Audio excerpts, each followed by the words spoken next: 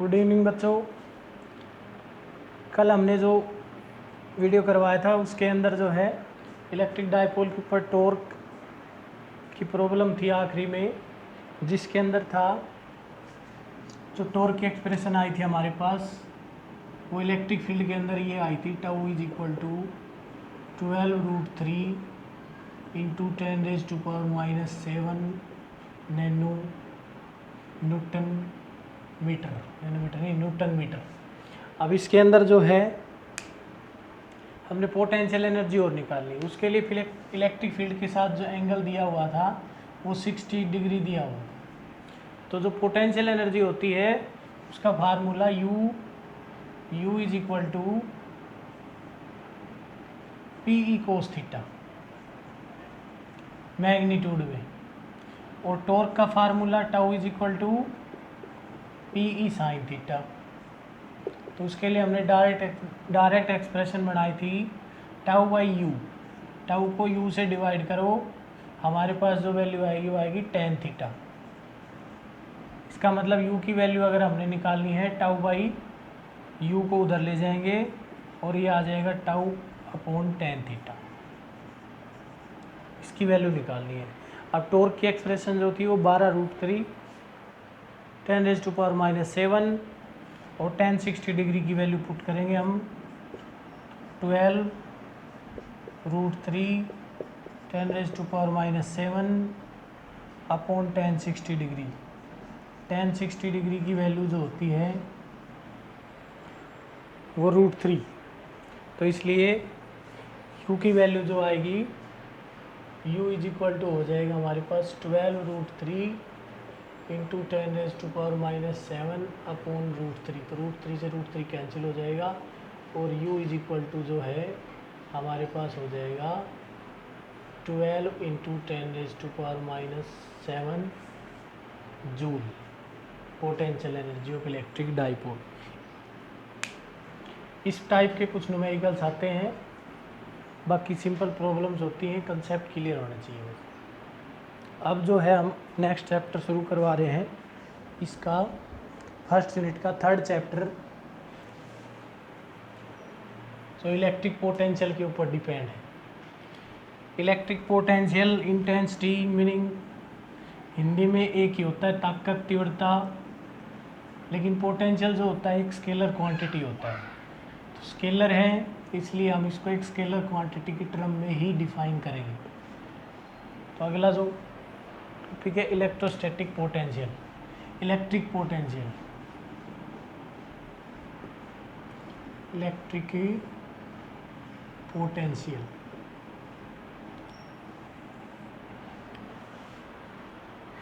Electric potential जो होता है वो वर्क डन निकाला जाता है किसी चार्ज को किसी डिस्टेंस से इनफाइनाइट से, हम किसी गिवन चार्ज की इलेक्ट्रिक फील्ड में हम उसको जब डिस्प्लेस करते हैं रिक्वायर्ड पॉइंट के ऊपर, तो वर्क करना पड़ता है against the electrostatic force of attraction और रिपल्सन। और जो वर्क होता है वो देखना पड़ता है कि यूनिट पॉजिटिव चार्ज के लिए हमने कितना किया है। तो इलेक्ट्रोस्टैटिक पोटेंशियल जो है वर्क डन पर यूनिट चार्ज, इसकी जो डेफिनेशन में आएगा वर्क डन पर यूनिट पॉजिटिव चार्ज, यानी कि वर्क एक स्केलर क्वांटिटी है, चार्ज स्केलर है, तो इसका मतलब electrostatic potential is a scalar quantity. तो इसकी डेफिनेशन क्या होगी? It is defined as the amount of work done, it is defined as the amount of work done, amount of a work done to displace a unit positive charge,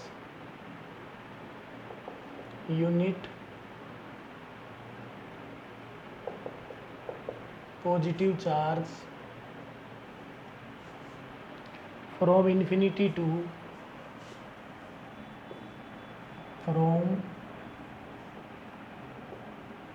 infinity, यानी कि field की range से बाहर से। ये नहीं है कि हम उसको बहुत दूर से लेके आ रहे हैं, फील्ड की जितनी रेंज होती है चार्ज की उससे बाहर से लाना है। From infinity to required point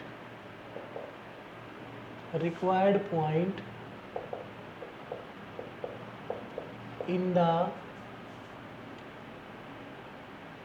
electric field of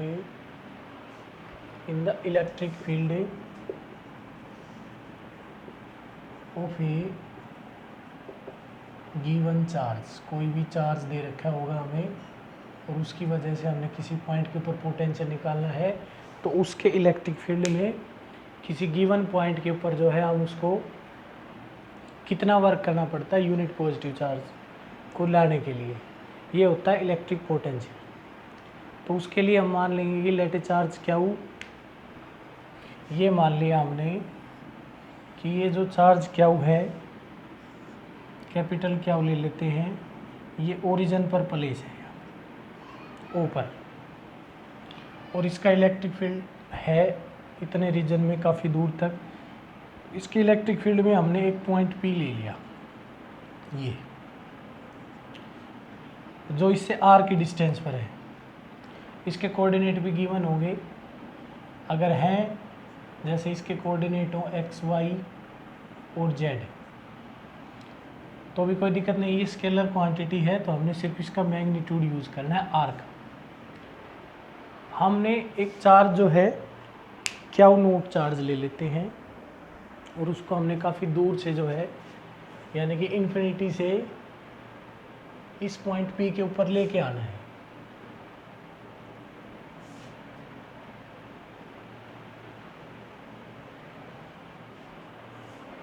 यहाँ पर ये क्या नोट चार्ज है, मान लिया कि इसका जो इलेक्ट्रिक फील्ड है वो यहाँ तक है, ऐसे है। अब ये इसके इलेक्ट्रिक फील्ड से बाहर है, इनफाइनाइट डिस्टेंस पर है। अब पहले हमने क्या नोट चार्ज को यहाँ पे लेके आएंगे तो वर्क करना पड़ेगा, तो उस वर्क की एक्सप्रेशन निकालेंगे और उसको जो है इलेक्ट्रिक पोटेंशियल का जो फार्मूला होगा हमारे पास, वर्क डन पर यूनिट पॉजिटिव चार्ज, यानी कि इसको V से रिप्रेजेंट किया जाता है पोटेंशियल को, और वर्क डन, अगर क्या नोट चार्ज के लिए हमने यहाँ से लेके यहाँ तक डिस्प्लेस करने में W वर्क करना पड़े तो उसको यूनिट चार्ज को डिस्प्लेस करने के लिए कितना वर्क करना पड़ेगा, तो उसके लिए जो है फिर हम करेंगे क्या नोट से डिवाइड कर देंगे। मान लिया जैसे वर्क करना पड़ गया हमने 50 जूल और चार्ज है हमारे पास 5 जूल का, तो वही बात है 50/5 10 जूल पर कुलाम, यानी कि 1 कुलाम को डिस्प्लेस करने के लिए वर्क करना पड़ेगा हमें 10 जूल। तो इसलिए वर्क 10 जूल पर कुलाम, लेकिन इसकी स्पेशल यूनिट जो है पोटेंशियल की वो आ जाएगी V की जो स्पेशल यूनिट होती है वो होती है वोल्ट, और वैसे जूल पर कुलाम। डायमेंशन निकालना चाहें इसको V से लिखते हैं, तो जो वर्क डन 10 जूल आया था उसकी जगह हम लिख सकते हैं 10 वोल्ट, यानी कि हमने वर्क 10 वोल्ट का वर्क करना कर दिया। पोटेंशियल जो है वो 10 वोल्ट है इस पॉइंट P पर, ये समझाने के लिए। इसमें जो है अब रही बात डायमेंशन की, तो डायमेंशन जो है वो वर्क अपॉन चार्ज, वर्क का डायमेंशन जो है ml2 t-2 और चार्ज का 80, तो यहाँ से इसका डायमेंशन हो जाएगा ml2 t-3 a-1, यानी कि जो m के सिस्टम की इसकी जो यूनिट आ जाएगी, अगर हम फंडामेंटल में लिख kilogram metre square second -3 ampere -1, और भी यूनिट बनाई जा सकती है जूल की। जैसे जूल की पावर के टर्म के अंदर देखेंगे तो हो जाएगी वाट सेकेंड, और उसके कुलाम, तो पोटेंशियल की यूनिट जो है वो वोल्ट एम्पियर भी हो जाएगी बाद में कन्वर्ट होके जो सेकेंड यूनिट के अंदर आएगी। तो इसलिए जो है ये स्केलर क्वांटिटी होगी, ये इसका फार्मूला हो गया, ये इसका डायमेंशन हो गया। अब हमने इसकी एक्सप्रेशन निकालनी है क्या चार्ज है। नेगेटिव चार्ज है तो नेगेटिव का पोटेंशियल होगा, पॉजिटिव चार्ज है तो पॉजिटिव का होगा, और क्योंकि ये स्केलर है तो डिफरेंट चार्जेस की वजह से पोटेंशियल अगर निकालते हैं किसी भी पॉइंट के ऊपर तो वो सीधा एडिटिव होगा, उसका डायरेक्ट एडिशन करेंगे, पॉजिटिव का पॉजिटिव, नेगेटिव का नेगेटिव। ये प्रॉब्लम्स में करवाएंगे। तो अब हमने मान लिया कि इस चार्ज को क्यू नोट को हम यहाँ से डिस्प्लेस कर रहे हैं इसकी तरफ, ये क्यू पॉजिटिव चार्ज है। अब इस पॉइंट के ऊपर आ गए हम यहाँ से ए पॉइंट के ऊपर, और ओ से जो ए की डिस्टेंस है वो मान ली हमने एक्स मान ली, ये मान लिया कि ओ A is equal to x, ये डिस्टेंस एक्स होगी। तो जैसे ये इलेक्ट्रिक फील्ड के अंदर आ जाएगा तो ये फोर्स एक्सपीरियंस करेगा। अब क्योंकि ये पॉजिटिव चार्ज माना है हमने, तो इसलिए रिपल्सिव फोर्स एक्सपीरियंस करेगा इसके इलेक्ट्रिक फील्ड में इन तरफ। तो उसके लिए पहले हम जो हमने लिया है उसको डिफाइन कर देते हैं। Let a point P at a distance R from a charge Q, let a point P at a distance are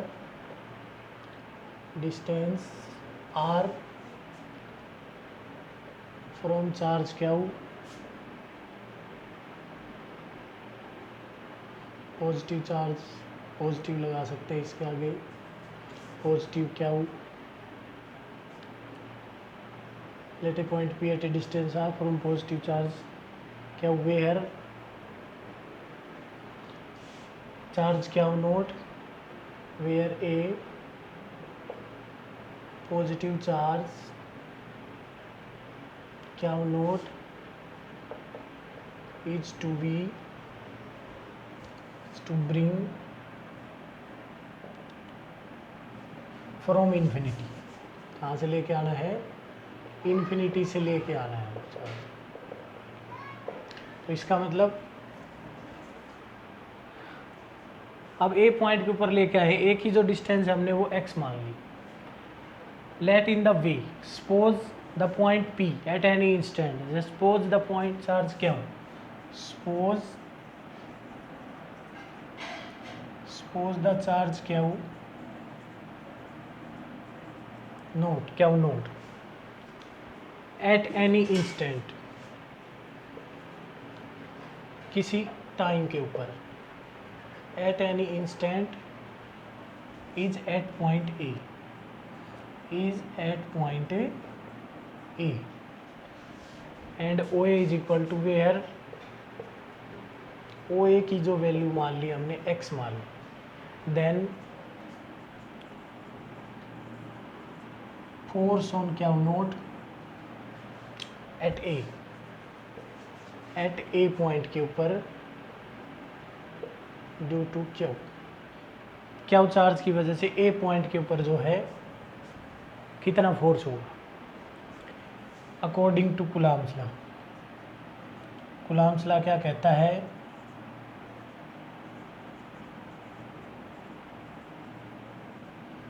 F is equal to Q1 Q2 upon 4 pi epsilon naught R square, ये या फिर लिख सकते हैं K Q1 Q2 upon R square उसमें distance थी, यहाँ पे डिस्टेंस जो है वो O से A है यानी कि X है, तो इसलिए यहाँ पर जो है फोर्स की वैल्यू हो जाएगी F is equal to K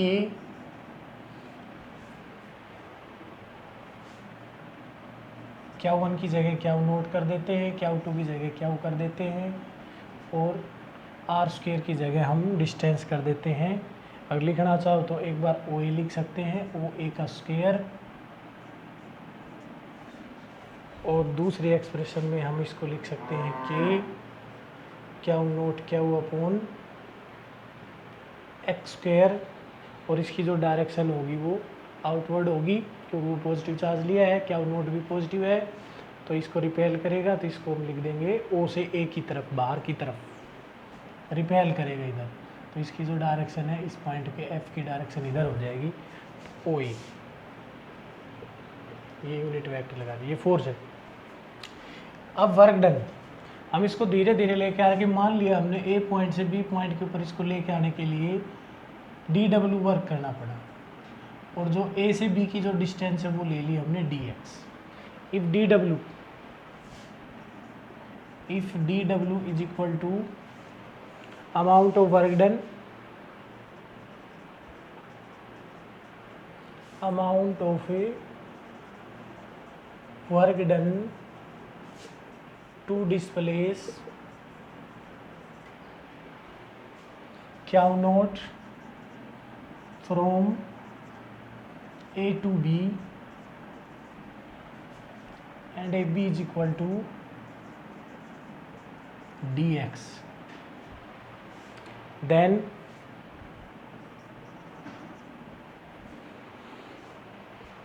dw is equal to, अब वर्क डन क्या होता है,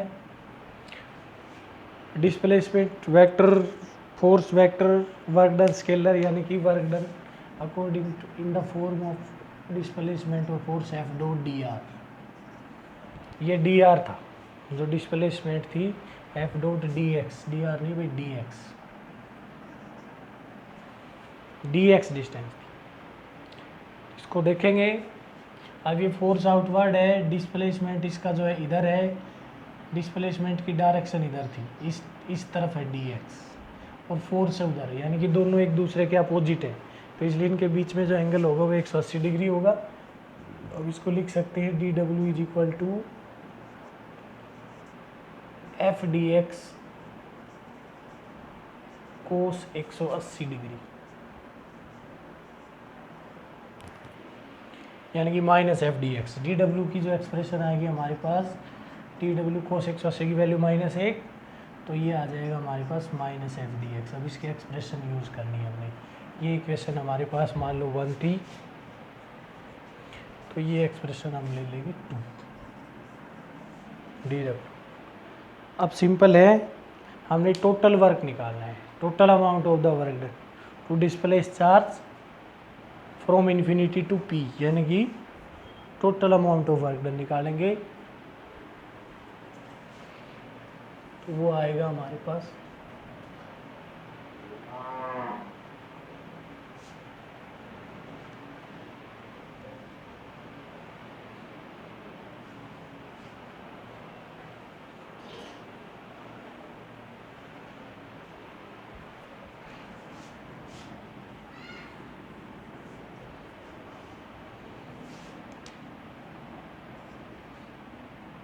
ये एक्स एक्सिस थी, वाई और ये Z. Total amount of work done, W is equal to total amount of work done,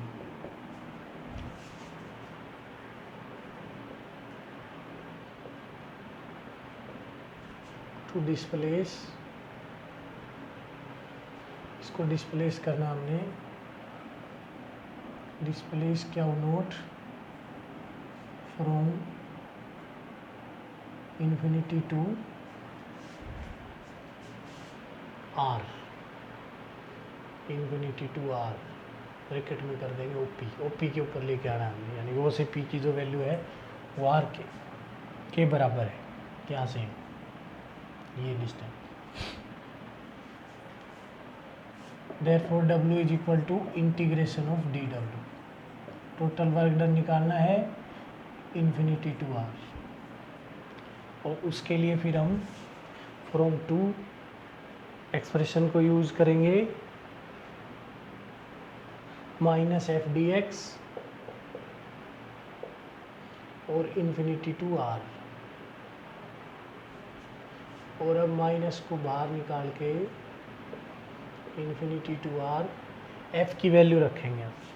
F की वैल्यू जो थी वो थी हमारे पास के क्या नोट क्या अपॉन एक्स स्क्वायर, और वर्क डन डिस्प्लेसमेंट है डी एक्स, ये हो गया वर्क डन। इसको थोड़ा सोल्व करते हैं।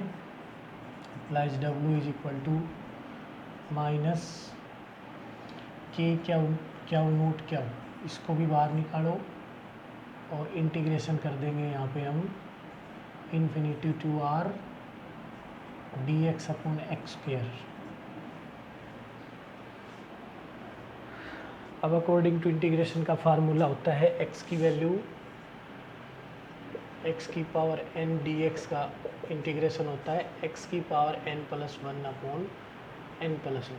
तो यहाँ पर x की पावर -2 है, इसको थोड़ा सा आगे डिस्प्लेस करेंगे हम, माइनस के क्या नोट क्या इंटीग्रेशन इन्फिनिटी टू आर, और ये x की पावर -2 dx, यानी कि n की वैल्यू यहाँ पर -2 है, तो -2 + 1, और ये आ जाएगा अपॉन -2 + 1, -2 + 1 यानी कि -1। तो इसका मतलब जो है ये इंटीग्रेट होके हमारे पास आएगा W = -k Q note Q, और ये आ जाएगा x⁻⁻1 lower limit upper limit.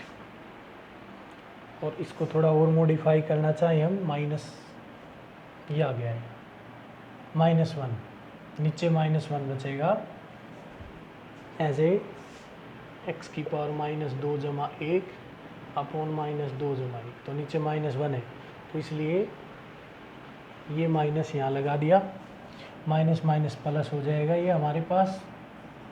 W = k Q note Q, और इसको ले जाएंगे x⁻⁻1 को नीचे 1/x करके इन्फिनिटी टू r, ये आ जाएगा हमारे। अब upper limit minus lower limit, इसको थोड़ा और सोल्व करेंगे तो ये आएगा k Q note Q into upper limit है हमारे पास r और लोअर लिमिट है इन्फिनिटी, तो 1/∞ हो जाएगा 0, ये पार्ट हो जाएगा 0, ये 0 बन जाएगा।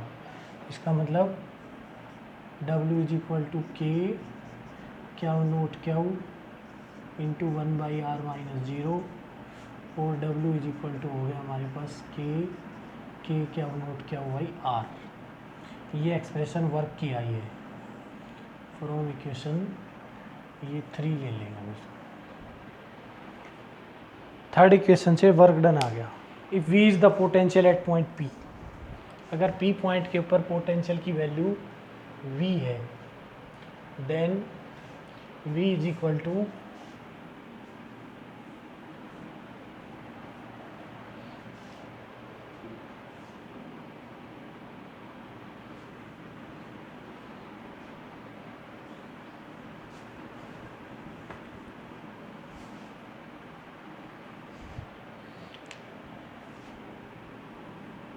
if V = potential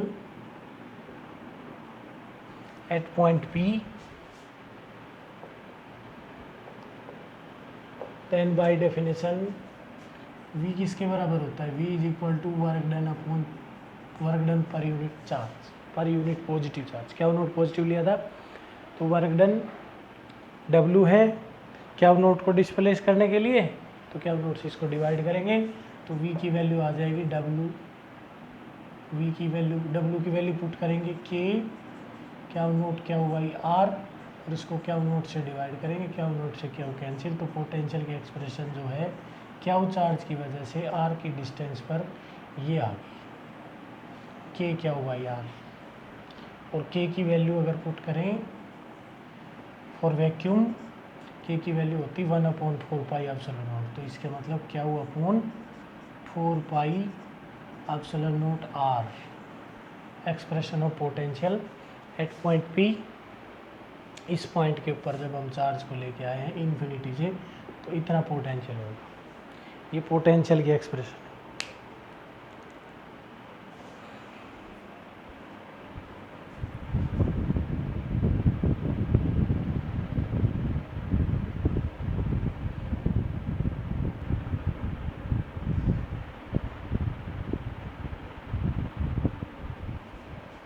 अगर बात करें कोऑर्डिनेट्स की, तो r के जो कोऑर्डिनेट्स थे x y z थे, तो इसलिए r की जो वैल्यू है वो हमारे पास ये होगी x की 2 + y की 2 + z की 2, इसलिए पोटेंशियल की एक्सप्रेशन जो है वो ये भी आ जाएगी Q/4πε0 और x² + y² + z², और स्क्वायर रूट की जगह हम लिख सकते हैं 1/2 होल रेज़्ड टू पावर 1/2। ये एक्सप्रेशन है इन द फॉर्म ऑफ कोऑर्डिनेट्स अगर किसी पॉइंट के गिवन होते हैं। लेकिन अगर नेगेटिव चार्ज होता यहाँ पे क्या की वैल्यू अगर नेगेटिव होती, फिर ये पोटेंशियल हो जाता नेगेटिव हो जाता, क्योंकि स्केलर क्वांटिटी है, तो v की वैल्यू जो है वो फिर हो जाती -Q/4πε0 और आर की टर्म में करते हैं तो आर कर देते हैं, और कोऑर्डिनेट्स की टर्म में करते हैं तो v is equal to minus क्या हुआ upon 4 pi epsilon naught X square plus Y square plus Z square whole raised to power 1/2 ये कर सकते हैं। और अगर है मीडियम जिसकी परमिटिविटी है ई नोट की जगह ई आ जाएगी, तो इसलिए उसके लिए जो पोटेंशियल है, अगर ये सारा सिस्टम किसी मीडियम में हो तो पोटेंशियल की जो वैल्यू है वो आएगी हमारे पास। अब मीडियम के लिए पोटेंशियल हो जाएगा Q upon 4 pi epsilon note की जगह एप्सिलॉन आएगा ओनली आर, ये मीडियम के लिए हो जाएगा। और फिर हम इनको डिवाइड कर दें, यानी कि वैक्यूम के लिए वी नोट मान लें, वी नोट की जगह ले लेते हैं क्या हुआ upon 4 pi epsilon naught R, और मीडियम के लिए हमने ले लिया 4 पाई एप्सिलॉन आर। हमने बनानी है रिलेटिव परमिटिविटी यानी कि डाइलेक्ट्रिक कांस्टेंट, यानी कि ये ई बाई ई नोट, तो इसलिए हम डिवाइड कर देंगे किसको V naught by V M, इसको यहाँ से V naught by V M करेंगे तो हमारे पास एक्सप्रेशन, इसको इससे डिवाइड कर देंगे तो हमारे पास एक्सप्रेशन आएगी ई बाई ई नोट यानी कि डाइलेक्ट्रिक कांस्टेंट। तो डाइलेक्ट्रिक कांस्टेंट पोटेंशियल की टर्म में जो होता है वो V naught by V M होता है।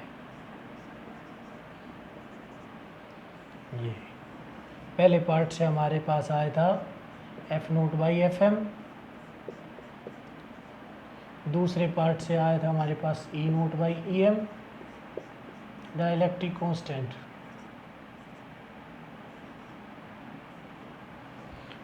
तीसरे पार्ट से आ गया V naught by V M, और जो चौथा पार्ट होगा कैपेसिटेंस का उसके लिए भी डाइलेक्ट्रिक कांस्टेंट या रिलेटिव परमिटिविटी जो है उसकी एक्सप्रेशन और तैयार हो जाएगी एक।